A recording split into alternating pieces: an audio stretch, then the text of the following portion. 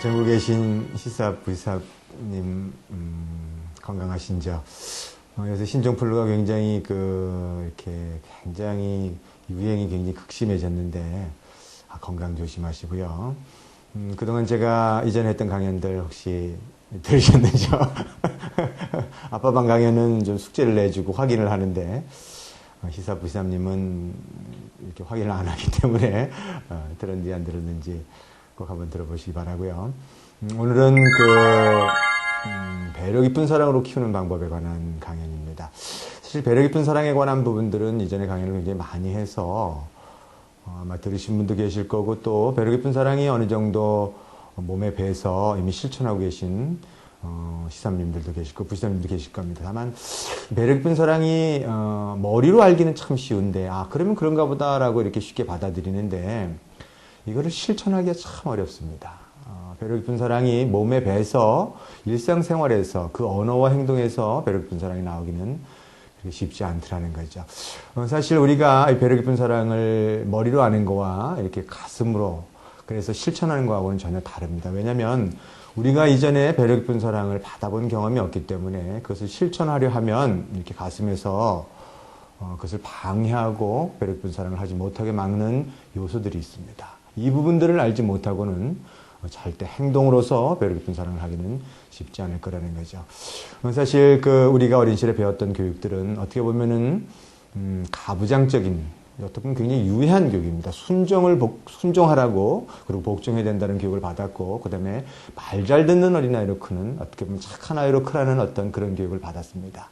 따라서 순종에 관한 부분들이 우리 몸에 배어 있기 때문에 어머님들은 어린아이가 그 특성에 맞게끔 그 발달에 맞는 행동을 해도 나중에 혹시 우리 아이가 버릇이 없어지는 것이 아닐까라는 어떤 두려움, 자신이 받아온 교육과는 다른 어떤 행동을 할 때 지금의 현재에 관한, 지금 이 순간의 그 어린아이들의 행동에 관해 집중하는 것이 아니라 이걸로 인해서 그 아이들이 나중에 사회생활을 하지 못할 거에 대한 어떤 그런 두려움 때문에 내 마음속에서 원하는, 어떻게 보면은 본능이 원하는 배려 깊은 사랑에 관한 걸 실천하지 못하고 유해한 교육, 우리가 받아왔던 교육을 쫓아가게 되더라는 거죠.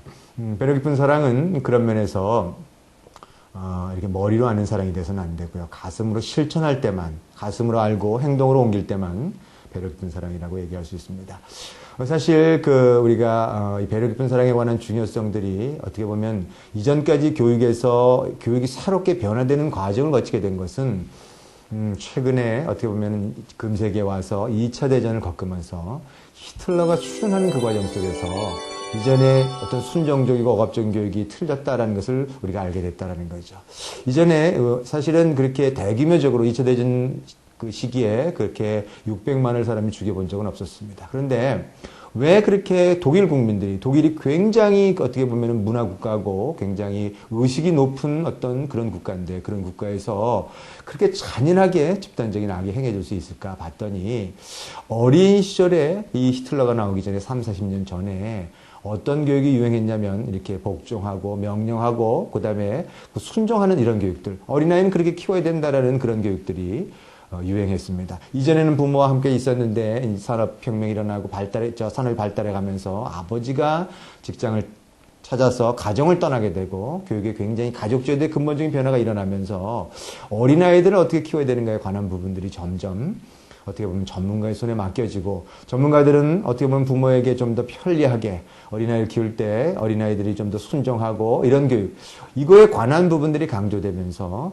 어린아이들은 말 잘 듣고 착한 아이로 키워라, 그리고 순종적인 어린아이를 키워라는 교육이 히틀러가 나오기 전에 한 40년 전에 유행했습니다.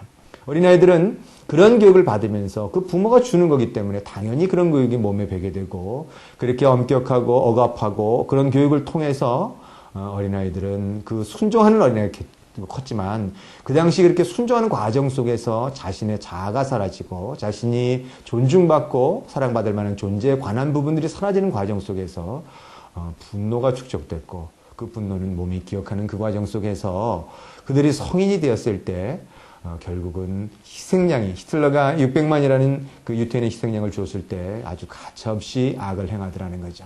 그런 면에서 그 이전의 교육이 틀렸다는 걸 알게 되고 점점 어린아이를 키울 때 엄격한 순종적이고 복종적인 교육이 아니라 그 어린아이가 그 자신의 자아를 찾아갈 수 있는 그리고 따뜻한 사랑을 받고 커야만 나중에 따스함을 줄 수 있다라는 어떤 그런 교육들이 나오게 된 배경입니다.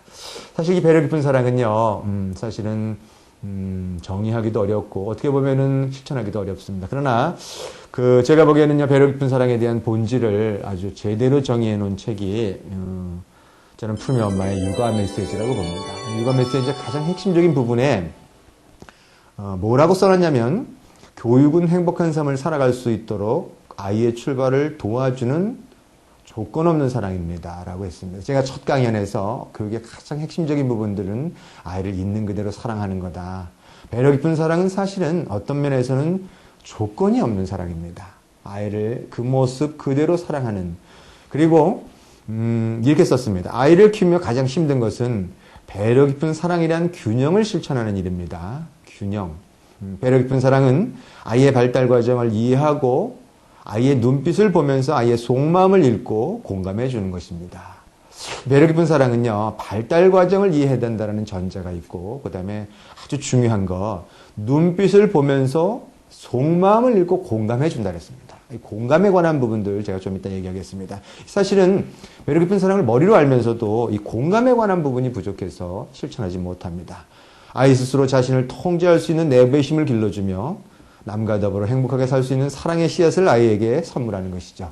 배려 깊은 사랑은 결국 이기적인 사랑이 아닙니다. 배려 깊은 사랑은 남과 더불어서 행복하게 살아갈 수 있는 사랑의 씨앗을 결국 그가 있는 그대로 사랑받았기 때문에 남들도 있는 그대로 사랑해 줄 수 있는 어떤 그런 마음을 길러줄 수 있다는 거죠. 아이를 키우는 것은 나만 알고 나 중심으로 살았던 엄마가 아이와 함께 성장하면서 진정으로 배려 깊은 사랑이 무엇인지를 깨달아가는 과정입니다. 결과라고 안 그랬습니다. 과정이라 그랬습니다. 참 제가 생각하면 생각할수록 이 정의들이 굉장히 오묘합니다. 사실 우리가 이 배려 깊은 사랑 안에 그 발달을 이해해야 되는데 그 발달은 그냥 뭐 이렇게 어린아이를 낳아서 발달을 저절로 이해하는 건 아닙니다. 발달을 이해하기 위해서는 어린아이가 어떻게 성장해 가는지 그 단계들, 그리고 어린아이가 어떤 행동을 할 때 그 행동 뒤에 이면의 심리가 무엇인지를 이렇게 눈치챌 수 있어야 되는데 그거를 책을 읽으면서 알 수 있습니다. 아주 예민하게 섬세하게 알 수 있지만 중요한 것은 읽었다 그래서 내 아이에게 그대로 적용시킬 수는 없더라는 거죠. 왜요? 우리가 머릿속으로 알아도 그 머릿속에 있는 것을 가로막는 어떤 감정이 있다라는 거죠. 대부분의 부모에게는 이 감정이 있습니다. 저에게는 어떤 감정이 있냐면요. 저는 사실 어린 시절에 소년 가정이 됐다라고 얘기했습니다. 저는 아주 어린 시절에 가난했기 때문에 이 가난한 과정 속에서 부모에게 불평을 하거나 아니면 이렇게 찡찡거리거나 해본 적이 없는 아이 시절이 없이 그냥 성인이 돼버린 그런 케이스입니다. 그래서 저는요, 이 배려 깊은 사랑을 굉장히 많이 읽고 배려 깊은 사랑을 정말 이렇게 강연을 하고 굉장히 많이 논의를 했지만 제가 굉장히 참기 힘들어하는 부분이 뭐냐면 푸르미는 사실 별로 찡찡대는 게 없습니다. 근데 초록이는 이렇게 아주 예민하고 섬세해서 뭔가 할 때 이렇게 좀 찡찡대는 게 좀 이렇게 좀 뭐랄까 아주 투털거리는 것도 좀 있고. 근데 저는 이 투털거리는 것을 참을 수가 없었습니다. 왜냐면은 저는 제가 소년가정이라는 걸 어떻게 알게 됐냐면 이제 고등학교 3학년 때 공부를 할 때 제가 자취를 하면서 피를 토하고 그래서 위궤양에 걸려서 이렇게 15일 동안 출혈이 있었습니다. 이렇게 대변이 검고. 근데 저는 엄마한테 이 피토하고 쓰러진 사실을 15일이 지나도록 알리지 않았습니다. 왜냐면 알리면 우리 엄마가 걱정하실까봐. 어떻게 보면 아이로서의 어떤 그 자신이 그렇게 고통스러우면서도 그 고통을 다 참아내면서 인내하고 가장으로서의 그 역할들을 했기 때문에 감히 알릴 수 없었던 거죠. 지금 생각하니까 굉장히 무거운 짐을 혼자 져야 됐던 그런 세월이 있었다라는 거죠. 따라서 저는 이런 생각을 합니다. 초록이가 뭔가 찡찡대면 공부하는 것도 힘들 때 찡찡댈 수 있으면 찡찡대면 이러면 나는 혼자 자취를 하면서 이렇게 그 나이에 밥도 이렇게 하면서 피토가 쓰러지면서 이렇게 엄마한테 말하지 않았는데 너는 왜 그 작은 걸 가지고 이렇게 찡찡대느냐. 결국 내 내면에 이 어떤 면에서는 그 아이에게 진심으로 공감 못 해줄 수밖에 없는 것이 뭐냐면 내 내면의 그 아이들, 내 안에서 상처받은 그 아이가 그 아이를, 내 초록이라는 아이를 질투하고 있더라는 거죠. 나는 이렇게 고생스러우면서 이것밖에 사랑을 못 받고 이렇게 살아왔는데 너는 왜 내가 받은 사랑을 넘어가는 사랑을 자꾸만 나한테 요구하나. 따라서 초록에 찡찡대면요, 이렇게 잠자다가도 분노가 확 끌어올랐던 그런 경험들이 있습니다. 다만 제가 제 자신의 안에 있는 내면에 상처받은 아이를 보게 되고 내적 불행을 치유하게 되는 과정 속에서 내가 정상이 아니구나. 어린아이는 당연히 찡찡댈 수도 있고 어린아이는 울 수도 있고 당연히 요구할 수도 있는데 나는 내 환경이 나는 참아야 됐던 그 환경에 그걸 내가 표준적인 기준이라고 보고 내 아이에게 그것을 강요하고 있거라는 깨달음 때문에 제가 그 찡찡대는 것을 참지 못해서 화를 내거나 이러지 못했지만 제 눈빛은 사실은 찡찡대는 것을 이렇게 그 기쁜 마음으로 봐주지는 못했을 겁니다. 그런데 이제 초록이 같은 경우들은 그런 것을 읽었겠죠. 만일 제가 제 안에 있는 이 상처를 제 자신이 보지 못하고 계속 끊임없이 찡찡대는 것을 쳐다봤을 때 표정 하나 아니면 말 하나에서 너 그러면은 너 왜 그런 짓을 하니라는 부분들의 메시지를 전했다면 아마 초록이는 찡찡대리는 것에 관한 것을 억제하고 저처럼 똑같은 소년 가장으로서 자신의 감정을 억제했을 겁니다. 다만 제가 그런 부분들을 치유해 나가는 과정을 거쳤기 때문에 초록이는 어릴 때 찡찡거렸지만 지금은 자신을 아주 자유롭게 표현하는 그런 어린아이로 컸다라는 거죠. 어린 시절의 한순간에 그것이 영원히 계속되지 않는다라는 겁니다. 그때 받아줬던 것들이 훗날 가서는 그 어린아이가 상처받지 않고 온전함을 가질 수 있다라는 거죠. 이것은 제가 지금 사례로서 찡찡댄 사례를 들었지만 사실은 대부분의 부모가 이 부분에 관한 부분이 걸려 있습니다. 우리가 배려 깊은 사랑은 그 아이를 있는 그대로 인정해주는 사랑입니다. 그 아이를 그대로 받아주는 사랑인데 우리가 그걸 줄 수 없는 이유가 뭐냐 이거죠. 예를 들어서 우는 아이를 한번 생각해 보자는 거죠. 운다라는 것들. 어린아이가 운다라는 것은 어린아이가 태어나서 뭔가를 요구하는 겁니다. 그 어린아이는 말을 할 수 없으니까 당연히 울음으로 요구할 수밖에 없습니다. 근데 울음에 관한 부분들을 요구할 때 만일 울음에 관한 부분들을 잘 부모가 받아줘서 우는 게 욕구를 표현하는 거고 뭔가를 해달라고 필요한 게 있다라고 얘기하는 것을 잘 읽은 엄마들은 당연히 뭐가 필요한지를 알고 그대로 해줍니다. 이런 어린아이는 잘 울지 않습니다. 왜냐하면 울어서 요구할 필요 없이 당연히 부모가 섬세하게 배려해줬기 때문에 그 표정, 몸짓 하나를 가지고도 충분히 반응해줬기 때문에 굳이 울음으로 표현을 하지 않는다라는 거죠. 자, 그런데 보세요. 어린아이가 울면은 어떤 어머님은요, 이런 충고를 듣습니다. 어린아이가 울면은 우는 걸 빨리 달래주면 손을 탄다라는 충고를 듣습니다. 그리고 나중에 더 울 거다라는 그럼 어린아이가 울기 시작했을 때 엄마는요, 이걸 우는 것을 빨리 봐주면 안 된다고 생각할 때 어린아이는 두 가지를 선택해야 됩니다. 어떻게 선택해야 되냐면 첫 번째는 울면은 엄마가 달려오지 않았을 때 끊임없이 울어야만 됩니다. 끊임없이 요구해야 됩니다. 그래서 내가 사랑받을 만한 사람이에요. 내가 내 욕구를 들어줄 만한 세상은 그렇게 아름다운가를 끊임없이 물어봐야 됩니다. 자, 그런데 그걸 들어주지 않으면 그 어린아이는 자신이 사랑받을 수 있는 것에 관한 부분들, 그 사랑받을 만한 존재인가에 관한 부분이 채워지질 않았습니다. 이런 사람들은요, 나중에 갔을 때 이걸 그 나르시즘이라고 합니다. 자신을 사랑하는 것 외에는 다른 것을 할 방법이 없습니다. 내가 사랑받을 만한 존재에 관한 확인이 이루어지지 않았기 때문에 끊임없이 내가 사랑받을 만한 사람이야, 내가 멋있는 사람이야, 끊임없이 요구하게 되고 평생을 자신을 어떻게 보면 그 자기를 사랑하는, 자기를 진정으로 사랑하는 것이 아니라 사랑이 채워지지 않았기 때문에 그 사랑을 받기 위해서 자신이 가진 모든 에너지를 자신에게만 집중시키는 그런 사람, 이런 사람들 남이 볼 때는 굉장히 이기적인 사람이 됩니다. 또 한 그룹은 어떤 그룹이냐면 그 아이가 이렇게 울었을 때 부모가 그 울음에 관한 부분들을 반응해 주지 않고 놔뒀다면 그 어린아이는 울음을 그쳐버립니다. 그쳐버린다는 건 무슨 얘기냐면 내가 아무리 울어도 결국은 부모가 반응해 주지 않는데 내가 울 필요가 뭐가 있나, 내가 뭘 요구할 필요가 뭐가 있는가. 그 다음부터 그 아이는요 절대 요구하지 않습니다. 그 어린아이는 희생합니다. 내가 뭔가를 가만히 있으면 주는데 내가 요구할 이유가 없죠. 따라서 그 어린아이는 자신이 취해야 될 정당한 권리에 관한 부분들을 포기해버리고 어떻게 되면 그 어린아이는 착한 어린애가 돼서 평생을 어떻게 보면 남들을 도와주고 자신에 관한 삶에 관한 삶을 사는 것이 아니라 남한테 의존하는, 남에 의해서 남의 결과, 남이 나를 쳐다보는 것에 따라서 내가 좌우돼버리는, 내 자신이 없어져 버리는 그런 어린아이로 성장할 거라는 거죠. 이게 울음에 관한 부분들, 이 부분들을 명확히 안다면 울음에 반응해 줘야 됩니다. 자, 그런데 왜 반응을 못 할까요? 우리 아이가 3살 때 울었다고 칩시다. 그런데 우리 아이가 우는 게 내가 울었다고 한번 생각해 보세요. 내가 3살 때. 그런데 3살 때 내가 우는데 우리 부모가 우는 것이 싫어서, 우리 부모도 우리 부모로부터 받은 교육 때문에 우는 게 싫어서 그래서 뚝 했다고 생각해 보세요. 억압했다고 생각해 보십시오. 뚝 그러면 부모가 하는 말들은, 부모의 표정은 너무너무 크기 때문에 어린아이는 그 울음을 삼키면서 억제해야 됩니다. 억제합니다. 분명히 울음을 그칩니다. 어떻게든 그치죠. 근데 울음을 그친 애들 보면은 어떻게 보면은 말 잘 듣는 애가 됐고 키우기 쉬운 아이가 돼 있습니다. 그지만 그때 내가 사랑받지 못했던 그 상처는 사라지는 것이 아니라는 거죠.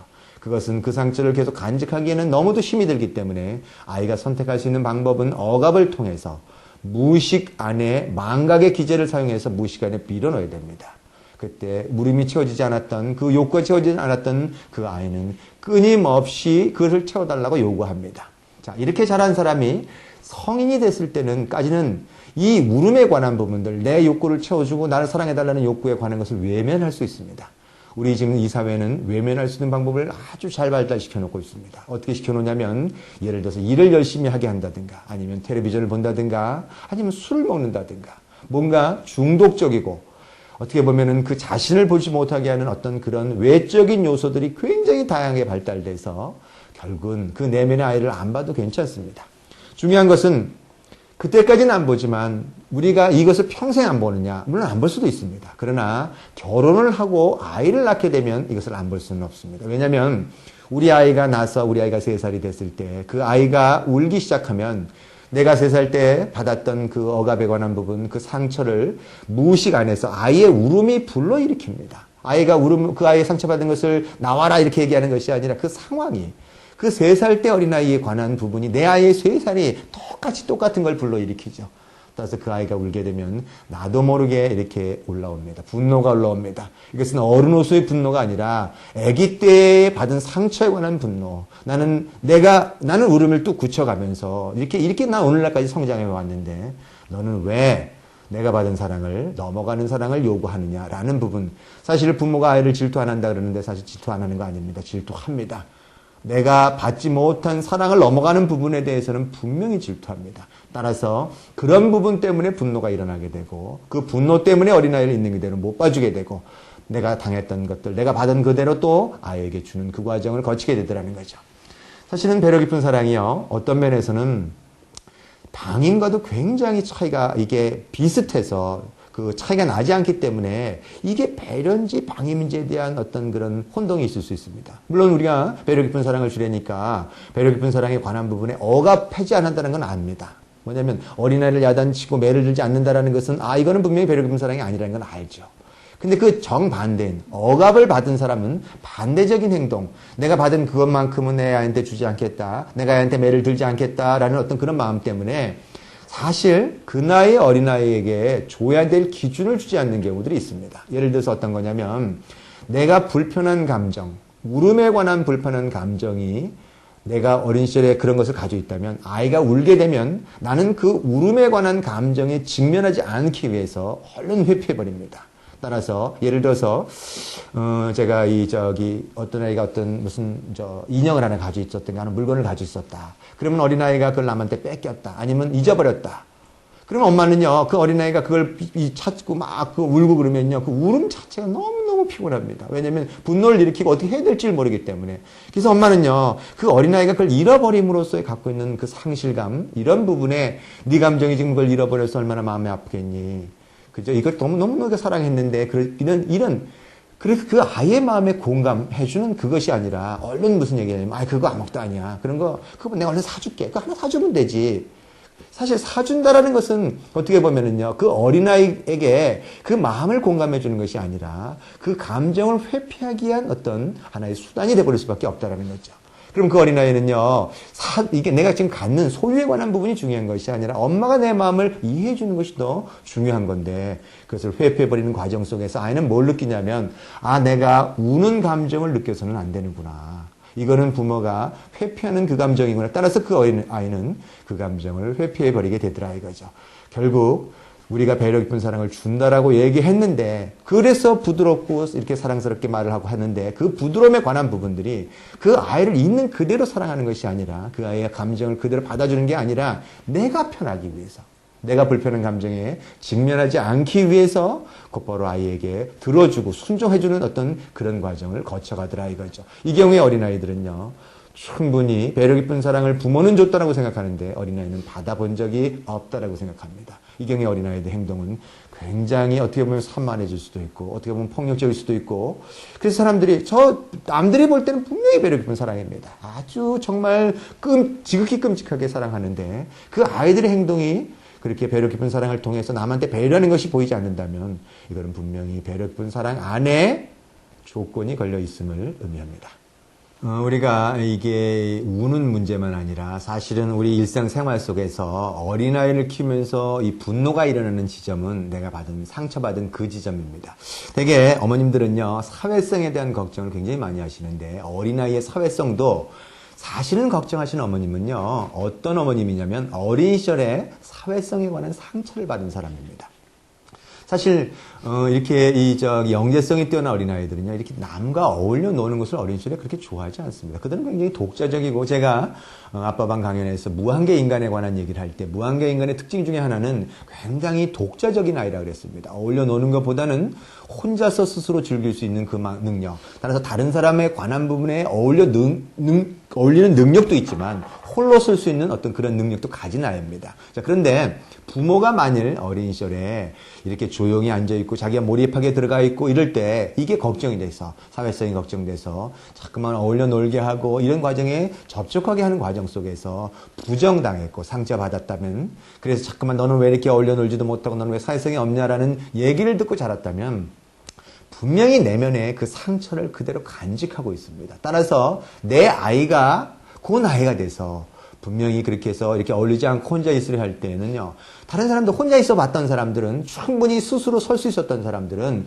그렇게 혼자 있는 것이 아주 당연한 감정이고 혼자 즐길 수 있다는 것은 아주 굉장히 바람직한 어떤 긍정적인 감정이라는 걸 아는 사람은 가서 놀아라, 가서 이렇게 하지, 그거 염려하지 않습니다. 그런데 그 부분에 이미 당했던 사람들은요, 내 아이도 나를 닮아서, 나의 어두운 면을 닮아서 또 그렇게 크는 것이 아닌가. 그것 때문에 자신이 굉장히 사회생활하면서 고통스러웠기 때문에 내 아이도 또 그런 고통을 당할까봐 그것을 염려하게 되고, 그런 면에서 자꾸만 사회성을 강조하면서 부딪히고 상처받게 하더라 이거죠. 예를 들어서 사회성의 가장 기본적인 것, 우리가 어떻게 보면 인간이 사회적인 동물이기 때문에 동물로서 그렇게 사회성이 있어야 되는 것은 사실입니다. 그런데 사회성의 가장 근본은 어떻게 보면 배려입니다. 사회성이라는 것은 남과 어울려 같이 갈 때 그들에게 상처를 주지 않고 동시에 함께 이렇게 따스한 마음을 가지고 이렇게 배려하면서 함께 세상을 살아갈 수 있는 어떤 그런 마음인데, 이 사회성에 관한 부분들이 이거를 사회성을 좋은 사회성을 길러주기 위해서 인사를 강요하는 경우가 있다는 거죠.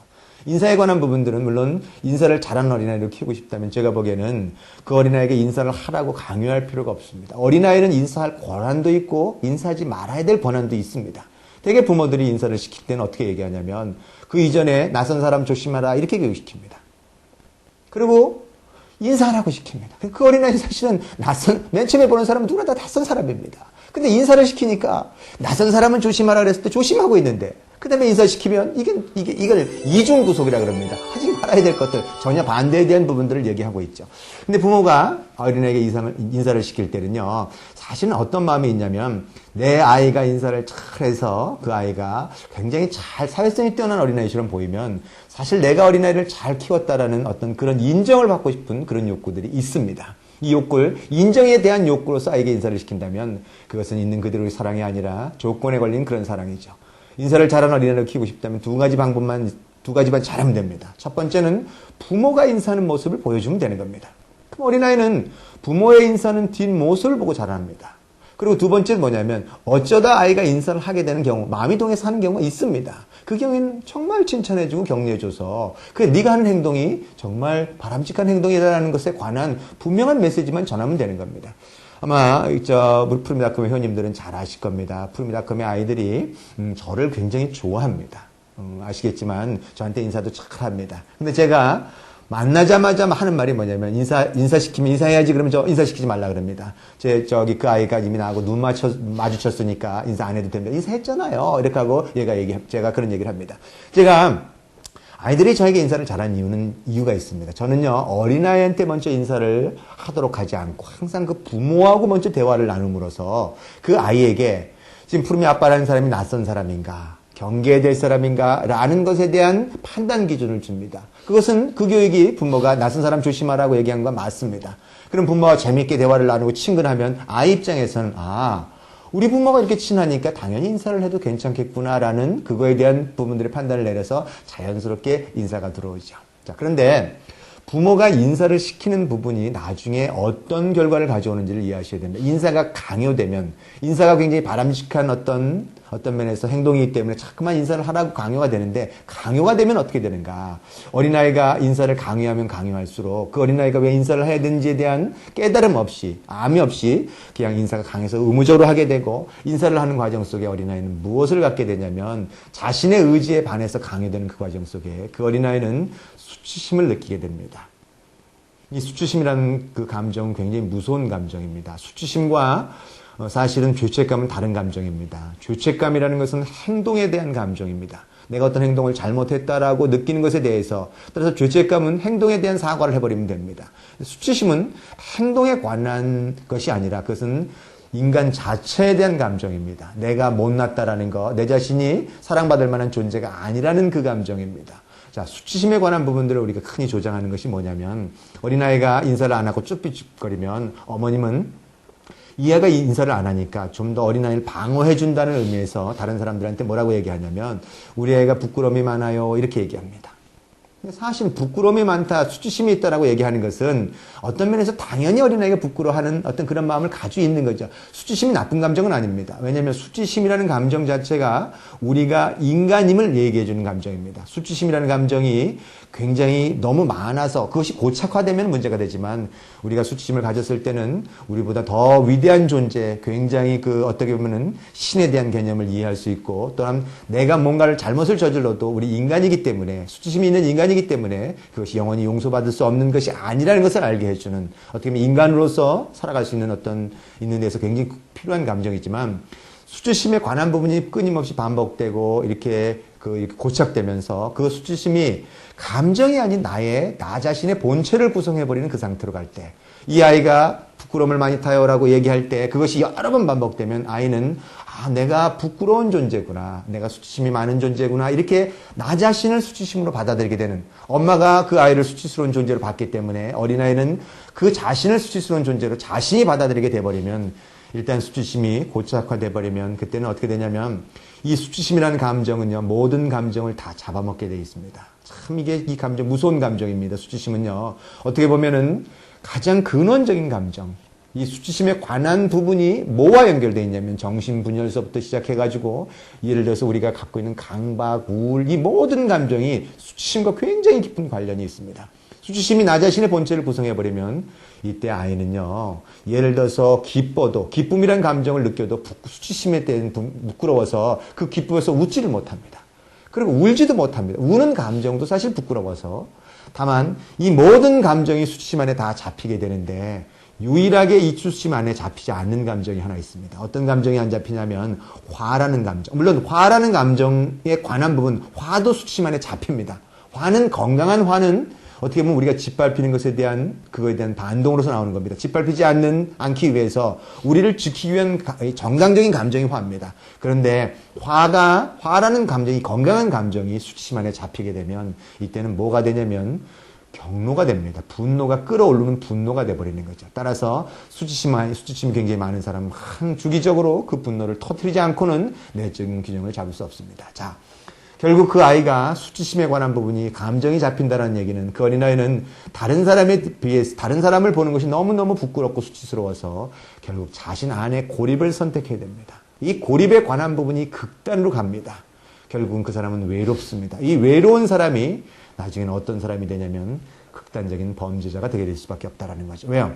너무너무 외롭고 내가 누군지 모르기 때문에, 그런 면에서 이 외로움에 관한 부분, 내가 살아있는지 죽는지 알기 위해서 그는 범죄를 저지릅니다. 예를 들어서 연쇄 살인범의 경우는 어떤 거냐면, 수치심에 관한 강호순 같은 예를 들어서 제가 보기엔 그때는 아버지가 잘 드러나지 않습니다. 강호순의 경우는 아마 제가 보기엔 굉장히 수치심을 어린 시절에 획득했던 그런 사람일 겁니다. 따라서 너무너무 외롭고 수치스러워서, 그래서 내가 너무너무 이렇게 쭈그러들고 수치스럽기 때문에 그거에 대한 반동으로서 나는 이렇게 수치스럽지 않을 수 있다. 나는 그래도 있는 힘이 있어. 이 수치심이 강한 사람들은 어떤 형식으로 나타나게 되면 외부로 나타날 때 자신에 대해서는 망상을 가져야 됩니다. 나 자신이 너무너무 쪼그러들기 때문에 나 자신을 과대망상으로서 나는 이렇게 힘을 가진 사람이야. 나는 이것도 잘하고 나는 저것도 잘해. 결과에 관해서 난 이것도 하는 사람이 이렇게 과대망상으로 가고 다른 사람에 대해서는 경멸로 가야 됩니다. 왜냐하면 경멸을 통해서만 내 자신이 뭔가 있는 그대로 뭔가 있는 것처럼 보이죠. 다른 사람이 뭔가를 잘하면 안 됩니다. 그걸 잘하면 그 사람을 경멸함으로써 그래 너보다는 내가 마침 나은 게 있다 이렇게 외부의 모든 조건에 따라서 내 자신이 좌우되더라 이거죠. 결국 뭐냐면 사람을 죽일 때는 내가 이렇게 위대하다는 과대망상에 관한 부분을 보여줬고 그래서 한동안은요 그 사람을 죽이는 그 순간에 내가 살아있음을 느끼게 되고 그러다 다시 쭈그러들게 되고 또 수치스러워서 또 다시 사람을 또 죽이게 되는 결혼 삶에 대한 강박으로 갈 수밖에 없다라는 거죠. 오늘 제가 굉장히 무서운 경고를 했습니다. 인사를 시키는 것이 하나가 이것이 그 자신의 안에서 부모의 수치심 안에서 아니면 다른 사람으로부터 인정받기 위한 어떤 그런 면에서 인사가 강요되면 나중에 30년이 지나고 난 다음에 그 어린아이가 정말 연쇄적인 살인범이 될 수도 있는 그 가능성의 그 씨앗을 이미 어린 시절에 뿌려놓고 있다는 것을 그럴 수도 있다는 그 가능성에 관한 것들을 이 강연을 통해 경고하는 겁니다. 예, 배려 깊은 사랑을 주기 위해서는요, 아이를 있는 그대로 사랑하기 위해서는 절대, 그냥 인내해서는 안 됩니다. 참아서는 안 됩니다. 이게 참아서 될 수 있는 부분이 아니에요. 어린아이가 만일 엄마가 어디 갔다가 올 때 10시에 온다는 걸 알고 있다면 그 어린아이는 기다릴 수 있습니다. 하지만 엄마가 언제 오는지 알지 못하면 그 어린아이는 불안해서 도저히 어떻게 하지를 못하더라 이거죠. 결국 뭐냐면 배려 깊은 사랑을 주기 위해서는 그 어린아이가 어떻게 성장해 가는지 그 성장 발달에 관한 부분들을 이해해야 됩니다. 사실 저는요 제가 이 성장에 관한 부분들을 배려 깊은 사랑의 행복한 영재를 만든다는 책을 통해서 이거 제가 쓴 책입니다. 아시죠? 그런데 이걸 제가 쓸 때하고 지금의 내용 조금 오늘 제가 다시 이 책을 읽으면서 이게 또 깨달음의 수준이 조금 다릅니다.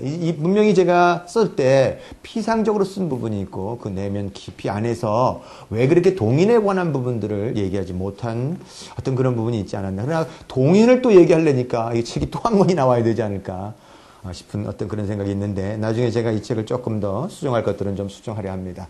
자, 제가 이 책의 안에서 이 발달에 관한 부분들을 좀 더 자세히 기술해 놨습니다. 어린아이의 발달은요, 항상 어떻게 면에서는 발달의 가장 근본은 균형과 불균형이 교차하더라는 거죠. 이것은 제가 강연에서 이렇게 분화와 통합에 관한 부분들을 얘기하면서 이렇게 우주의 원리가 이렇게 분화와 통합처럼 항상 균형과 불균형에 관한 부분이 이렇게 교차하면서 성장한다. 발달도 마찬가지입니다. 절대 이 발달이 한순간에 발달이 이러는 것이 아니라 어떤 시기가 있으면 그 시기에 반대되는 행동이 또 나타나게 되고 또 그 반대되는 것에 관한 다시 통합이 나타내고 또 다시 분화에 대한 과정이 반복된다 그랬습니다. 저는 제가 이 책에서 72개월 이전에 어린아이가 어떻게 성장해 가는지를 기술해 놨습니다. 대개 12개월 이전까지 어린아이들은 의존기라 그럽니다. 그리고 18개월까지 어린아이들은 걸음마 시기. 이제 의존 시기에서 걸음마를 걷게 되고 18개월서부터 36개월까지 사이는 제가 제1반항기로서 무법자 시기라고 얘기했습니다. 제1반항기라고 얘기했고요. 그 다음에 36개월서부터 48개월까지는 황금기. 그 다음에 48개월서부터 60개월까지를 무법자 시기. 그 다음에 60개월서부터 72개월까지를 균형기라고 해서 제가 72개월까지의 시기들을 나눠놨습니다. 모든 어린아이가 12개월 되면 딱 이렇게 걸음마 시기로 넘어가는 건 아닙니다. 다만 이 시기에 관한 어린아이들이 이런 그 시기들 의존하고 엄마하고 의존하고 그다음에 걸음마가 되고 그다음에 또다시 분화되는 제1반항기를 거치는 이 시기는 단계별로는 거쳐갔지만 시기에 관한 부분들은 어린아이마다 굉장히 격차가 있습니다. 그리고 그 발달, 그 어린아이가 그 시기에 어떤 행동을 할 때 그 시기에 맞는 행동인지 아닌지 아니면 그 행동을 할 때 어머님이 자신의 편견 안에서 그 어린아이를 재단하고 있는지를 구별할 수 있을 때야 비로소 그 어린아이의 마음을 이해하고 공감해주면서 그에게 배려 깊은 사랑을 줄 수 있다는 거죠. 12개월 시기에 가장 중요한 의존기 시기는 이 시기의 가장 중요한 의미는 이때는 어린아이가 어떤 것을 배워야 될 시기냐면 이 세상이 아름다운가 안 나온가 어떻게 보면 내가 사랑받을 만한 존재인가 아닌가에 관한 것을 배우는 시기가 12개월입니다. 이때는 제가 무슨 얘기를 했냐면 어떤 경우도 부모가 아이를 이기지 말라 그랬습니다.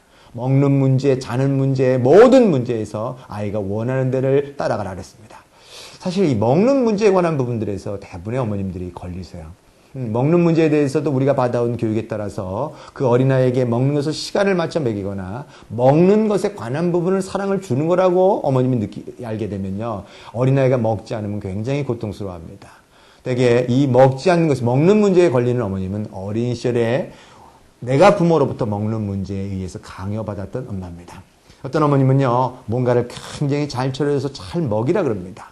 그런데 어린아이는요, 먹고 싶을 때도 있고 안 먹고 싶을 때도 있습니다. 어린아이는 안 먹고 싶을 때 부모가 줄 수도 있는 거거든요. 따라서 시간을 재서 우유를 먹인다든가 이런 것은 아닙니다. 그가 먹고 싶은 상황에서 먹을 것을 주라는 얘기가 그 어린애가 원하는 대로 가라는 것들은 그때 그 마음 상태에 따라가는 겁니다. 예를 들어서 어머님이 굉장히 맛있는 걸 만들어 놓고 이제 뭐 그 시간 내에 먹여야 되는데 애는 다른 것에 팔려 있습니다. 다른 데 몰입해서 먹는 걸 잊어먹을 수 있습니다. 그리고 어린아이가 배가 안 고플 수도 있습니다. 근데 어머님은 먹는 것을 자신의 사랑의 표현이라고 생각하면 그 어린아이에게 먹는 것에 대한 강요를 하게 됩니다. 맨 처음에는요, 배로 깊은 사랑을 배웠기 때문에 그래 안 먹어도 괜찮아 그러지만 그런 시간이 지나고 나면 안 먹어도 괜찮아가 아닙니다. 왜냐하면 어머님은 근거가 있습니다. 얘가 안 먹어서 키가 작은 게 아닌가, 날 닮아서 키가 작은 게 아닌가, 이런 거 있죠.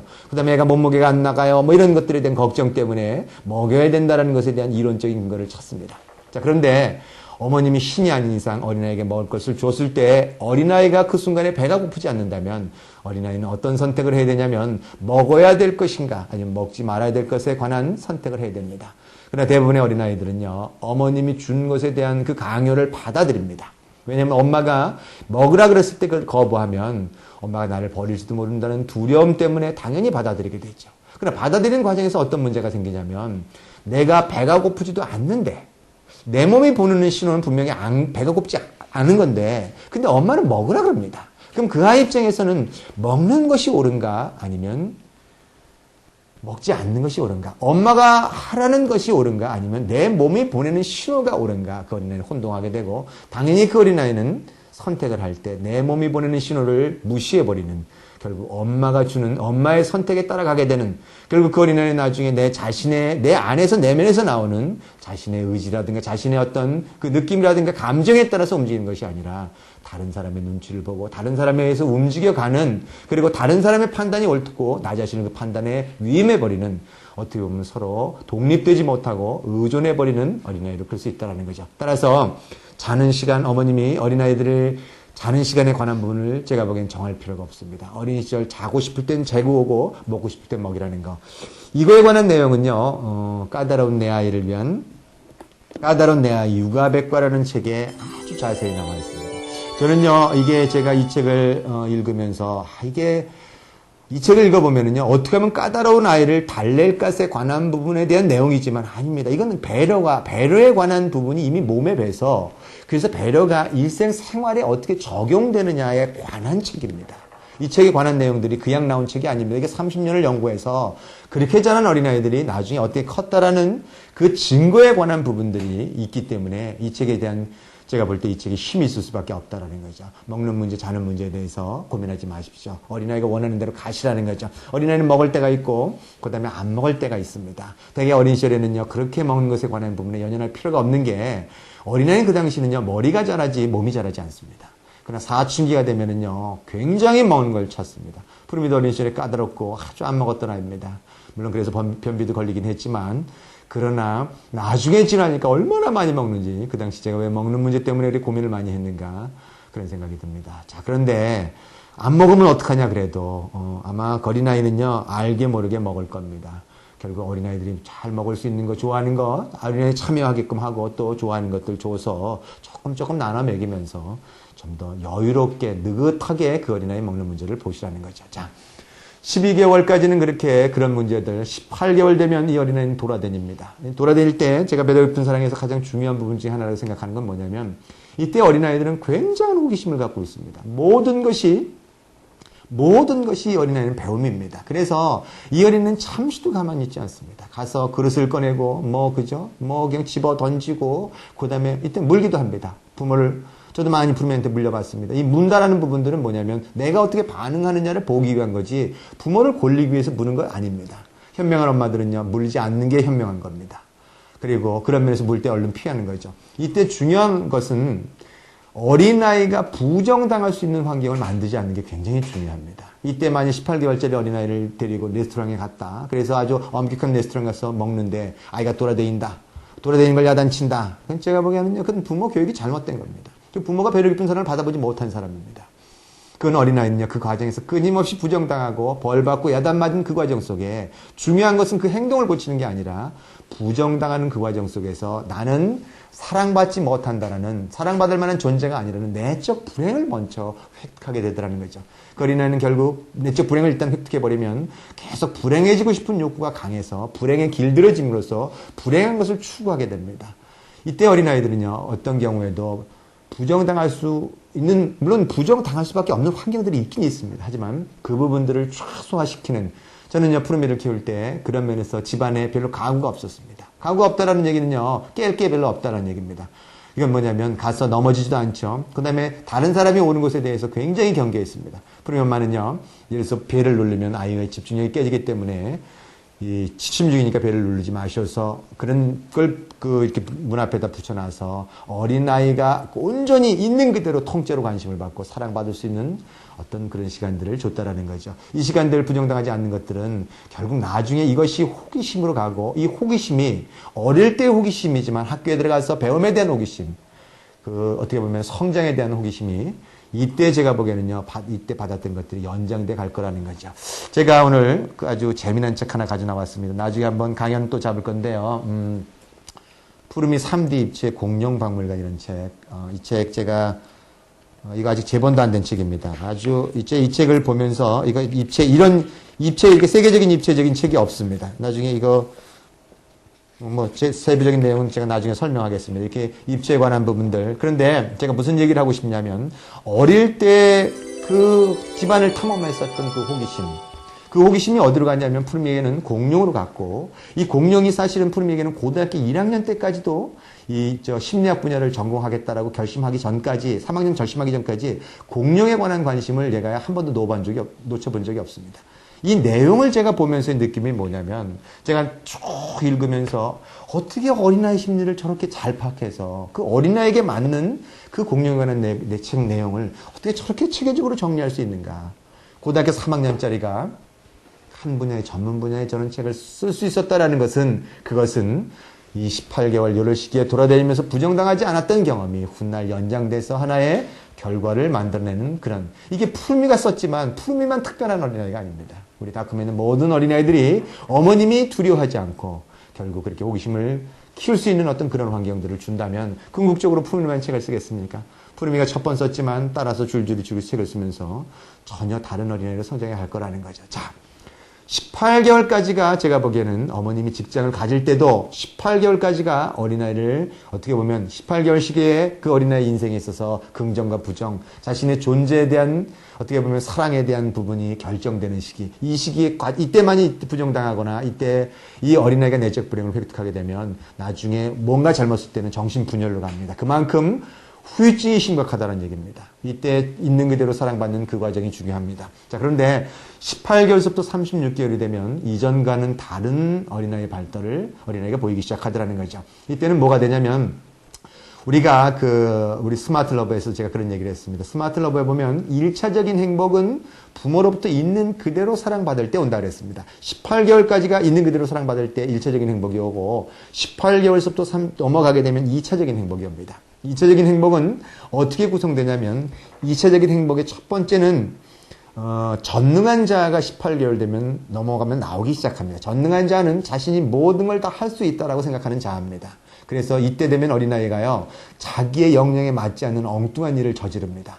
도전하려 하고, 뜨거운 불도요, 그냥 만지려 하고, 그 다음에 요리도 지가 하려고 그러고, 엄마한테 갖고 있는 물건도 자기가 하려고 하고, 그 다음에 택도 안 된 일, 자기 할 수도 없는 일도 자기가 하려고 그러고, 도전해보고, 이때 이 전능한 자는 뭐든지 할 수 있다라는 그 마음, 이 전능한 자가 18개월 이후에 굉장히 중요한 의미를 갖게 되는 것은, 전능한 자가 나옴으로 인해서 그 어린아이는 좌절해서 배울 수 있는 동기를 갖게 된다는 거죠. 무슨 얘기냐면, 어린아이가 전능한 자는 어떤 것을 시도했을 때, 실패했을 때, 우리 어른 같으면 다시는 도전 안 하려고 그러지만 전능한 자는 뭔가를 할 수 있다는 그것이 있기 때문에 실패해도 다시 도전하고 다시 도전함으로써 끊임없이 배울 수 있는 굉장히 유용한 장치입니다. 전능한 자가 나오기 시작한과 동시에 18개월 되면은 뭐가 되냐면 제일 반항기가 나오기 시작하면서 어떤 행동을 하기 시작하냐면 이전과는 다른 그 어린아이의 아주 가장 두드러진 특징은 그 싫어, 안 돼, 내가 할래, 안 할래, 내 거야 이렇게. 내 거야, 내가 할래. 이것은 전능한 자입니다. 이 전능한 자에 관한 나올 때, 내가 할래라는 것은 내가 할 수 있다라는 거하고, 내 거야라는 것은 소유를 통해서 내가 충족시켜줌으로써 전능한 자가 만족되는 그 과정. 따라서 이 시기는 소유를 배울 수 있는 시기죠. 내 거에 관한 부분들을 움켜쥐려고 합니다. 이 시기 어린아이들은요, 아주 두드러진 특징은 그 전에 아기로부터 어린아이로 넘어가는 중간 단계에 관한 상황. 어린 아기에도 속하고 싶고, 그 다음에 아기에 속하기도 싶기도 하고, 어른에도 속하고, 어린아이로도 속하고 싶은 그 마음. 우리가 제1반항기라는 의미를 이해하셔야 됩니다. 제2반항기는 사춘기입니다. 사춘기라는 것은 아이로부터 성인으로 넘어가는, 청소년으로부터 성인으로 넘어가는 중간 단계고, 제1반항기는 아기로부터 어린아이로 넘어가는 중간 단계라, 이 아이는 항상 아기에 속할지 어린아이에 속할지에 관한 부분에 혼동하는 시기입니다. 따라서 이 어린아이의 감정의 변화는 굉장히 큽니다. 그래서 계단을 올라갈 때도요, 엄마가 손을 잡아주면 어느 때는요, 손 잡아줬다고 신경질 부립니다. 근데 어느 때는 손을 잡아주면 신경질을 안 부립니다. 그리고 어느 때는요, 손을 안 잡아주면 신경질 부리고, 또 손을 안 잡아줬다고 또 괜찮고 또 기뻐하고 그럽니다. 그러니까 도저히 종잡을 수가 없어요. 예를 들어서 이 어린아이가 계단을 올라갈 때, 만일 아기의 마음의 상태에 있었다면, 그때 엄마가 손을 잡아줌으로써 아기 취급을 해주면, 그때는 만족스럽습니다. 근데 이때 올라가려 할 때 아기의 마음 상태에서 엄마가 손을 안 잡아주고 어린아이를 취급해버리면, 독립으로 취급해버리면 이때는 어린아이는 뒤집어지는 겁니다. 만일 어린아이가 그런 면에서 어린아이의 마음에 있었을 때 내가 독립하고 싶었는데 엄마가 손을 잡아줘 버리면, 계단에 올라갈 때 손을 잡아줘 버리면 그때는 또 뒤집어지죠. 왜요? 내가 독립하고 싶었는데 의존의 상태를 엄마가 줬기 때문에, 내 마음을 잊지 못했기 때문에 결국 또 뒤집어질 수밖에 없다라는 거죠. 이 아이가 왜 이런 행동을 하는지에 관한 부분들을 분명히 이해하셔야 됩니다. 따라서 섬세한 어머님은 마음의 변화를 읽고 그 마음에 공감해 줍니다. 그러면 그 어린아이는 이 반항에 대한 부분들, 공감에 대한 부분들을 긍정적으로 받게 되면, 아, 내가 부모로부터 사랑을 끌어낼 수 있구나.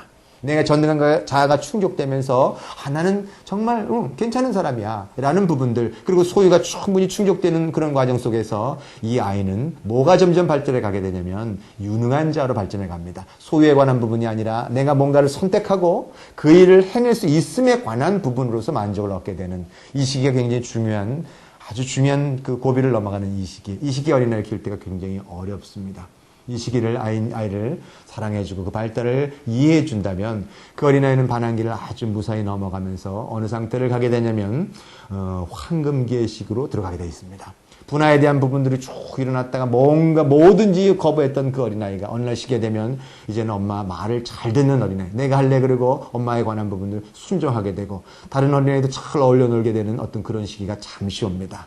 물론 이때 제일 반항기에 관한 부분을 긍정으로 안 받아들이고, 이 엄마가, 어머님이 그 어린아이를 키우면서 도대체 왜 이 아이가 이렇게 까다로울까? 도대체 그죠? 그리고 분노하게 되고 야단치게 되고 이 과정이 거쳐되면 제가 보기에는 이 과정 속 안에서 굉장히 어린아이에게 깊은 상처를 주게 돼 있고, 이 어린아이는 전능한 자에 관한 발달에 머무르지 유능한 자로 가지 못함으로써 어린 시절에 채워주지 못했던 욕구를 어른이 돼서라도 채워달라고 요구하게 돼 있습니다. 어른이 돼도요, 물질에 관한 부분에 매달려서 이 소유에 관한 부분에 아주 매달리는 어른이 있다면, 사실 제가 보기에는 이 제일 반항기 시기에 부모로부터 있는 그대로 사랑을 받지 못한 사람일 가능성이 굉장히 큽니다.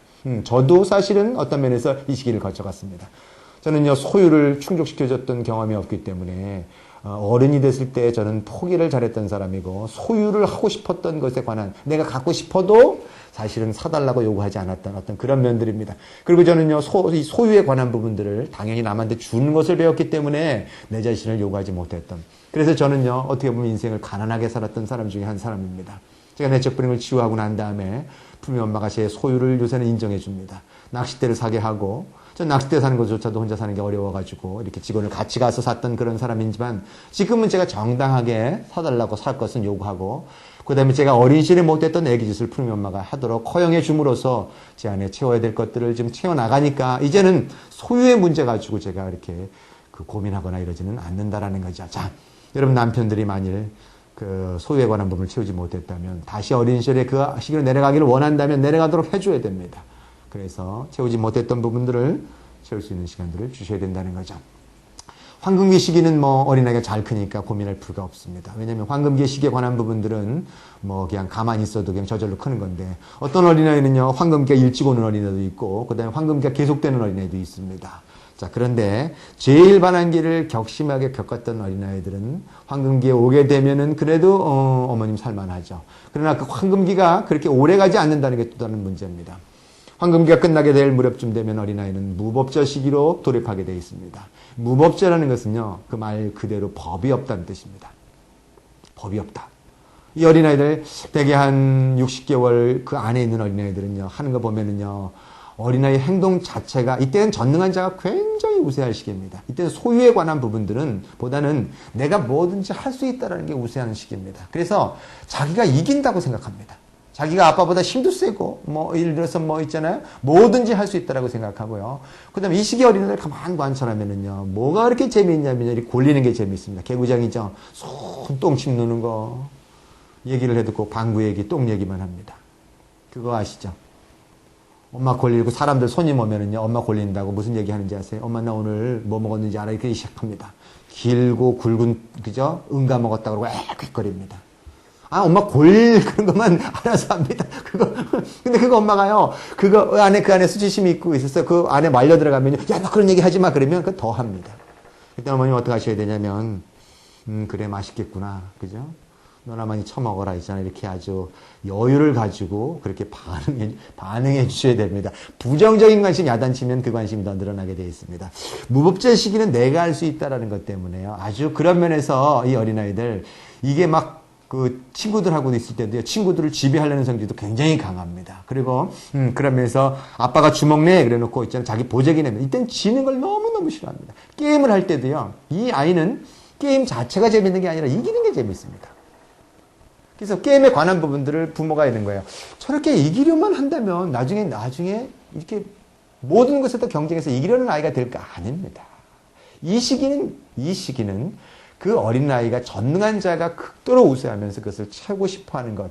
그리고 그래서 이길 수 있는 기회를 줌으로써 그 어린아이가 그런 기회를 갖게 되면 서서히 전능한 자의 부분에 관한 부분을 채우고 넘어서 나중에는 유능한 자로 아주 발전해가는 어떤 그런 과정을 거치게 되더라 이거죠. 유능한 자가 이제 나오기 시작하면 그다음부터 어린아이는 이기려 하지 않습니다. 질 수도 있고 이길 수도 있다는 걸 알게 되고 그다음에 예를 들어 수단 방법을 가르치지 않는다는 거죠. 따라서 아이가 이기는 문제와 도덕적인 문제와 아무런 관련이 없다는 겁니다. 이때 부모들은요, 이 도덕에 관한 부분이 너무도 강조돼서, 그래서 뭐냐면, 이 도덕적인 아이로 안 크면 어떨까에 대한 염려 때문에 너무 엄격하게 들어가는데, 그 전까지는 36개월까지는 그래도 봐줄만은 했는데, 이때쯤 되면 이 아이가 사회생활을 해야 되는 준비를 해야 된다고 생각하는데, 그것이 안 되면 어떨까 염려 때문에 굉장히 엄마들이 웅크려들고, 아니면 이전과는 다르게 기준을 적용하려 하는 어떤 그런 경우들이 있다라는 거죠. 도덕에 관한 부분들은요, 그렇게 해서 적용되는 것이 아닙니다. 어린아이가 있는 그대로 사랑받고 충족할 수 있는 기회를 갖게 되면 도덕적인 부분에 관한 부분들은 자연스럽게 배려받은 만큼 자신을 사랑하게 되고 그리고 자존감이 높은 만큼 행동 자체도 그렇게 부드러워지고 그 다음에 어긋나지 않고 남들을 배려하는 행동이 저절로 나오는데 미리 염려할 필요는 없다는 거죠. 그 다음에 이 시기에 굉장히 중요한 부분 중에 하나가 배려 깊은 사랑에서 어머님이 혼동하는 것 중에 하나가 뭐냐면 거짓말에 관한 부분들입니다. 이 시기 어린아이들은요 사실은 뭐냐면 상상력이 굉장히 풍부하고 그 다음에 뭔가 할 수 있다는 것 때문에 소망에 관한 부분들을, 염원에 관한 부분들을 사실은 있는 사실로 표현하는 경우들이 굉장히 강합니다. 예를 들어서 디즈니랜드를 갔다 오지도 않았는데 디즈니랜드 갔다 왔다 이렇게 표현해버립니다. 이거는 뭐냐면 사실은 나 디즈니랜드 가고 싶어요라는 표현입니다. 소망에 관한 표현인데 부모가 발달을 이해하지 못하면 거짓말한다라고 생각하고 만약 아이가 거짓말한다라고 생각해서 엄마가 아빠를 불러다 놓고 아빠의 얘 지금 거짓말한다고 얘 좀 야단치라고 그러면 그래서 아빠가 오래간만에 아빠 역할 한다고 엄격하게 들어가 버리면 이 어린아이는 정말 거짓말을 당해야 됩니다. 왜냐하면 상상에 관한 부분들은 굉장히 발전해 가고 내가 뭔가 꿈과 이상이 있는데 내가 진실을 상상에 관한 부분들을 얘기했을 때 부모가 부모의 틀 안에서 받아주질 않습니다. 이런 어린아이들은 진실을 얘기해도 벌을 받는다는 걸 안 이후부터는 결국은 어떻게 하냐면 어떤 것을 거짓말을 할 때요, 정말 완벽하게 들키지 않게끔 하는 방법들. 물건을 훔칠 때도요, 이전에는요, 훔쳐서 부모가 굉장히 그 강요에 의해서 사과하고 들어가잖아요. 공감 이해받지 않고 그러면 다음번에는요, 어떻게 생각하냐면 다음번에는 부모한테 안 들키겠다. 그 어린아이가 머리 씁니다. 야단 맞이 맞고 엄격한 과정 속에서 부모가 발달을 이해하지 못해서 거짓말쟁이로 규정 딱 돼버리면 그 어린아이는 진짜 거짓말쟁이가 돼서 부모를 철저히 속이기 위해서 그 머리를 쓸 수밖에 없다는 거죠. 어린아이 세상에 태어날 때 절대 부모를 골리기 위해 태어나지 않습니다.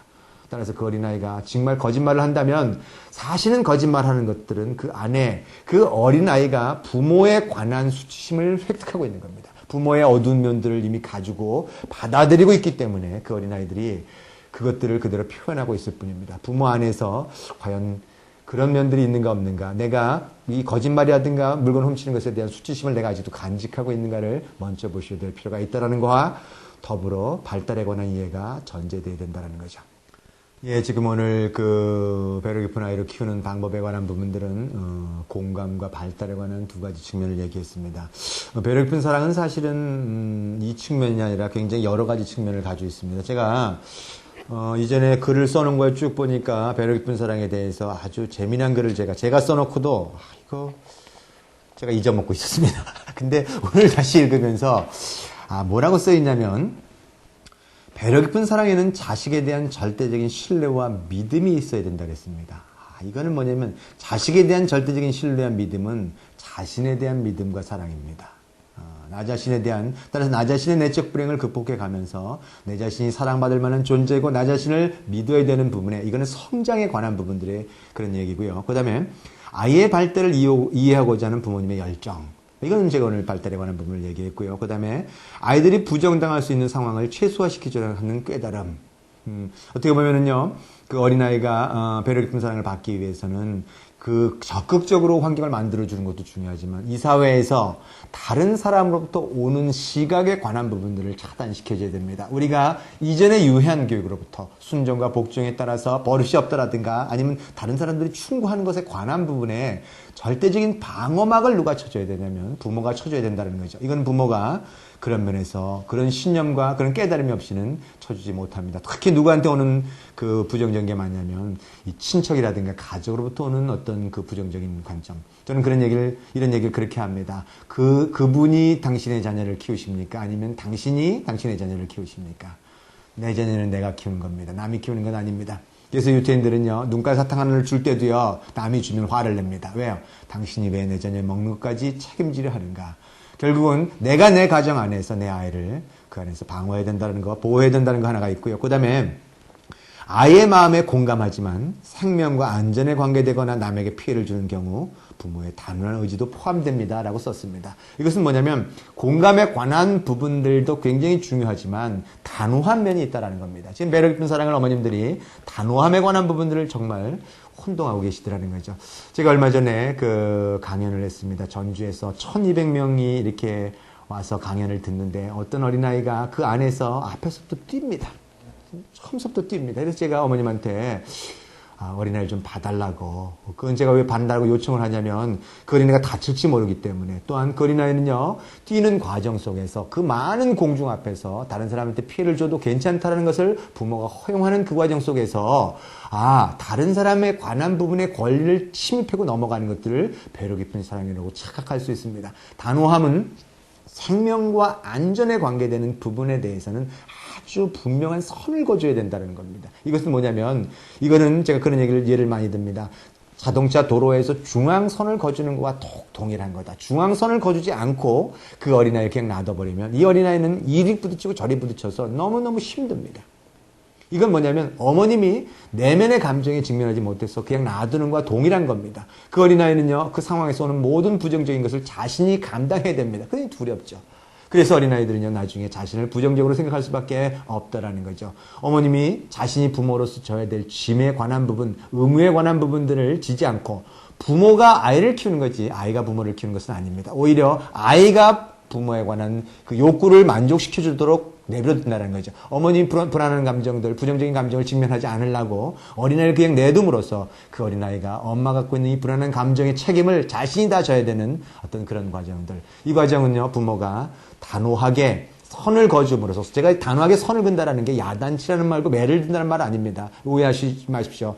이 단호함에 관한 부분들은 행동과 감정이 분리돼야 됩니다. 감정에 관한 표현들은 얼마든지 받아줘야 되지만 행동이 남에게 피해를 끼치는 행동에 관해서는 부모가 그런 행동을 보기 원치 않는다는 그 의지가 전달돼야 됩니다. 이거는요, 어린아이를 붙들고 낮은 목소리로서 이런 부분들은 이렇게 돼서 그렇지 않았으면 좋겠다는 의지를 전할 때 어린아이는 당연히 선을 거주는 것을 기뻐합니다. 왜요?